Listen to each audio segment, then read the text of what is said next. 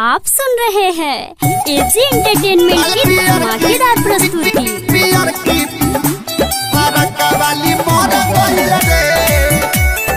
Music by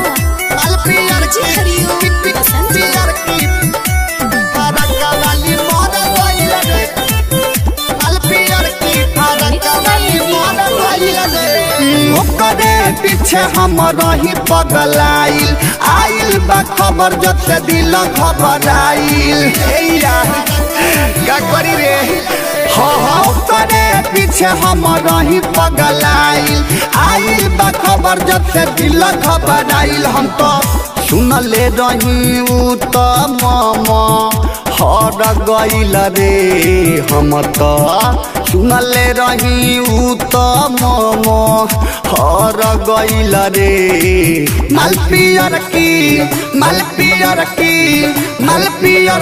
फरक वाली मर गइल रे मालपियर की फरक वाली मर गइल रे मालपियर की फरक वाली मर गइल रे। आप सुन रहे हैं एजी एंटरटेनमेंट की धमाकेदार प्रस्तुति। फरक वाली मर गइल रे मालपियर की पियर की फरक वाली मर गइल रे मालपियर की फरक वाली मर गइल रे। सोचल रहनी हम जवान भइल न पूरा लेबो न कोई माजा रह गइल अधूरा की फरक वाली मर गइल रे। सोचल रहनी हम जवान भइल न पूरा लेबो न कोई माजा रह गइल अधूरा।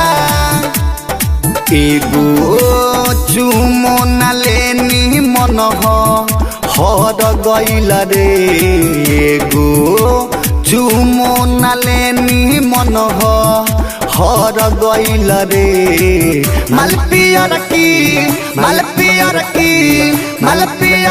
फरक वाली मर गइल रे मालपियर की फरक वाली मर गइल रे मालपियर की फरक वाली मर गइल रे। आप सुन रहे हैं एजी एंटरटेनमेंट की धमाकेदार प्रस्तुति। फरक वाली मर गइल रे मालपियर की पियर की फरक वाली मर गइल रे मालपियर की फरक वाली मर गइल रे। बेचन बिहारी के छोड़ गइल अकेला दिनेश भोजपुरिया पर गम में रहेला की फरक वाली मर गइल रे। बेचन बिहारी के छोड़ गइल अकेला दिनेश भोजपुरिया दीपक गम में रहेला। चंदन देखले ना सामान सब जोर गइल रे नवीन देखले ना सामान सब जोर गइल रे मालपियर की